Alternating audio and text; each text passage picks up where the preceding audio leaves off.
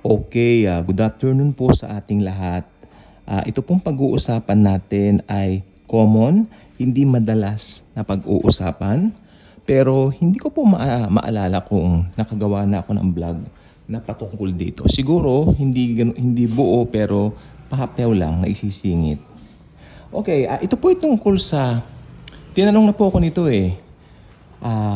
Masama po bang umidulo ng artista o singer? Ang sagot ko, opo. Hindi po sa masama dahil mawawala ang kaligtasan mo. Masama in a way na sa iyo bilang tao. 'Di ba? At sa spiritual side naman, kung Kristiyano ka, naniniwala ako na walang nakadambana sa puso mo kundi si Kristo Jesus lamang. Okay. So marami pong correction na makikita. Ang mga taga-mundo, tingnan muna natin ang mga unbelievers. Alam niyo po ba nung uso yung mga poster, merong mga naglalagay ng mga poster na mga hinahangaan at iniidolo. Look at the term, idol. Oh, OMG, idol daw. At ilalagay nila yung mga poster dito sa kanilang mga walls, dingding, pader. At kung ano-ano pa, idol daw nila, mga ganon. Tapos, pag may concert, itong mga ito ay sinusundan kung ano-anong, ginagawa. Hindi lang po mga singer, mga artista rin, ganon. Pero alam nyo, tignan natin yung side ng artista. Artista o singer o nasa entertainment industry. Expose natin yan. Tignan po ninyo. Alam niyo po bang mga narcissist ang karamihan dyan? Mahirap magsabi na hindi narcissist yung iba kasi parang mahirap na walang narcissism eh. Ano bang ibig sabihin ng narcissism o narcissist? Ibig sabihin yan, self-important. Meron dyan pa-self-important masyado. Hindi ko nilalahat, again Kung may mag-react man, maganda. Para mai-expose ko ang salita ng Diyos sa inyo. Kung mananampalataya ka naman na sa kabilang banda, mawawala po lahat ng yan. Kung artista ka na naging mananampalataya ka, naniniwala ko, pinalitan na ng Lord ang puso mo at gagamitin ka niya para makapagdala ka ng iba na nasa entertainment industry. Alam niyo po ba, sa entertainment industry, kahit saan po yan, nandyan ang Sodom and Gomorrah alike. Oo, meron po dyan. Practice po yan dyan. Marumi dyan. Maniwala po kayo sa akin. Kaya, itong gusto ko pong sabihin po sa inyo, yung mga artista, yung mga karamihan dyan, di ba, nag-i-endorse ng mga product, tapos nagkakaroon ng self-esteem na sumobra, naging mayabang. Marami po talaga. Hindi po ako nang lalahat, pero karamihan po, narcissism. Meron pong mga narcissist. Parang kala mo kung sino, ganon. Meron silang self-esteem sa sarili nila na parang iba, ganon.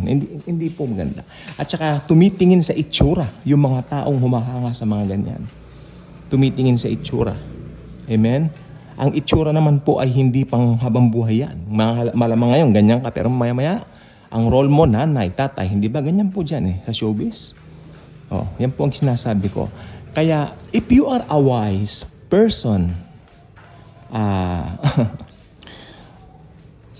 yung mga iba kasing umiidolo sa mga ganyan, sinusundan-sundan pa sila kung saan-saan. Isa lang po ang alam kong sinusundan-sundan ng mga tao sa Bible na ganyan na sobra, ang Panginoong Jesus. At may pakinabang po yung pagsunod nila sa Lord kumpara sumunod ka sa mga ganyan. Hindi po ba? Mga artista, mga singer na iniidolo, idol talaga. At yung term na idol, hindi po yan applicable talaga kasi idol, idolo. Ayaw ng Diyos ang mga idols. Di ba? Dinestroy ang mga idols na yan mga idolo, mga rebulto yan noong unang panahon. Nagpagawa nga si Nebuchadnezzar. Sambahin daw yung idolo niya. Well, ganyan din po pinapagawa ng mga artistang yan, mga singer na yan sa panahon. Modern times ngayon, indirectly nga lang. Maniwala kayo sa akin. May ganyan silang ugali. Gusto nila sila ang sikat, di ba? Mayroong diva effect. Kung mananampalataya ka, titignan mo mga yan as mababaw lang. Hindi ko minamalit yung tao, yung mga tao, pero yung system, yung industry ng ganyan, kung ikaw ay believer ni Lord, titignan mo lang yan as mababa. Mababa lang yan. Dahil, sabi ng Biblia, tayo ay pinaupong kasama ni Christ sa langit. Tayo po yung mga believers ni Jesus. I'm talking about the industry. I'm not talking about, sapagkat may mga believers din po sa entertainment industry. Like China Phillips, Justin Bieber, and I praise them. I praise the Lord for their lives. Actually, sila po yung nag-i-expose ng mga pangyayari sa entertainment industry. Maraming industriya, sabi nga nila. Okay. So, naranasan ko ba? Ako may mga favorite singers. Karamihan singers Hollywood actors. Pero, Hollywood actress, marami rin pumagaling, mahusay. Pero, yung sabihin mong inidolo, I really don't think so. Ever since kasi, marami na rin nagba-Bible study sa amin. So, nakikita po namin yan. So, ayan lang po. Kailangan din po kasi siyang talakayin. Talakayin dahil, di ba, maya-maya makikita ka dyan dahil may itsura, gagawing artista, magiging mayabang, hindi na pinapansin yung mga dating kasama. Hindi ko po nila lahat. Pero karamihan ganyan. Maniwala kayo sa akin. Okay? Wala akong pinapangalanan dito. I'm talking about, kasi ito ay Bible study. Karapatan kong sabihin ang gusto kong sabihin dahil biblical naman po. Okay? Tapos sasabihin nila, ay, wala kaming idol na artista. Si Jesus lang ang idol namin. Jesus is not an idol. Jesus is God. Okay? Correct din po natin yan, ha? Si Jesus lang ang idol. Ang mga tao mahilig umidolo. Kasi tignan nyo, gumagawa ng mga Diyos-Diyosan ng mga Israelita nung araw. Nagalit ang Diyos sa kanila. Hindi maganda yan. Kasi pinapalitan yan ang pagdambana mo kay Christ. Sabi nga ng Biblia, idambana nyo. 2 Peter yata yon. Idambana nyo si Jesucristo sa inyong mga puso. Well, walang ibang pinapadambana sa atin sa mga puso natin kundi si Jesus lang. Sabi ng God the Father, idambana nyo ang aking anak na si Jesucristo. Wala nang iba. Wala siyang iniutos na idambana mo ang artistang ito, ang Hollywood actor na ito, actress na yan, singer na yan. Wala. Tapos, talagang nagiging narcissist daw ang mga yan. Kasi kapag sila ay nabubush yung kanilang ego, maraming pera, ganyan. Pero mga oppressor ang karamihan dyan. Maniwala kayo. Feeling mo sila lang ang mayaman, gano'n. Talagang meron po talagang ganyang ugali. Kaya ipag-pray na lang po natin. Pero katuparan po kasi yan ang hula. Meron pong isang narcissist na lalabas. Pag nag-rapture na lalabas po ito. Ganyan ang ugali niya sa mga artistang yan. Parehong-pareho sa mga actors na yan, actresses na yan, na mga matataas ang tingin sa sarili, mga singers na matataas ang tingin sa sarili. May lalabas po na isang figure, public figure ni siya. Yan ang Antikristo. Kaya yung espiritu ng Antikristo nandito na po sa mundo. Nandito na po sa lupa, mga kaibigan ko at mga kababayan. Kaya mag-iingat po yung mga maiiwan sa rapture. Dahil tayo as believers, hindi tayo maiiwan sa rapture. Tiyak po yan dahil sa blood ni Lord Jesus Christ.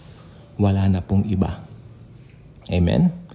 Walang ibang pwedeng hangaan kundi ang Diyos lamang na lumalang ng buong sanlibutan.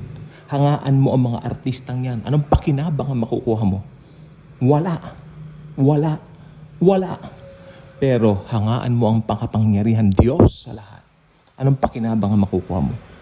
Kaligtasan ng iyong kaluluwa through the Lord Jesus Christ His Son. So, it is something to lang naman. Ako, isasabihin ko, hindi masamang humanga kasi marami rin ako hinahanga. May mga gandang pelikula, mahilig ako manood ng mga movies. Pero yung masyado mong iniidolo, parang sinusundan-sundan, tapos ginalagyan mo pa ng poster. May problema tayo dyan. Hindi makakristiyanong gawain yan. Di po ba? Sa Biblia lang po tayo, sapagkat ang Biblia ay salita ng Diyos. Kung gusto mong mabusog, magpakabusog ka sa salita ng Diyos. At si Jesus, na Diyos na nagkatawang tao, ang kanyang espiritu, yan ang maglilid sa atin sa espiritu at sa katotohanan. Alam po natin na ang mundong ito ay malapit na magunaw, matapos, sapagkat anytime we are waiting for the rapture, bantayan natin ang gera ngayon na kasalukuyan sa Middle East. Mukhang lumalala po. At pag lumala po yan, nag-escalate yan, mangangailangan ng isang tagapamagitan dyan para magkaroon ng peace treaty. Walang iba kundi ang Antikristo.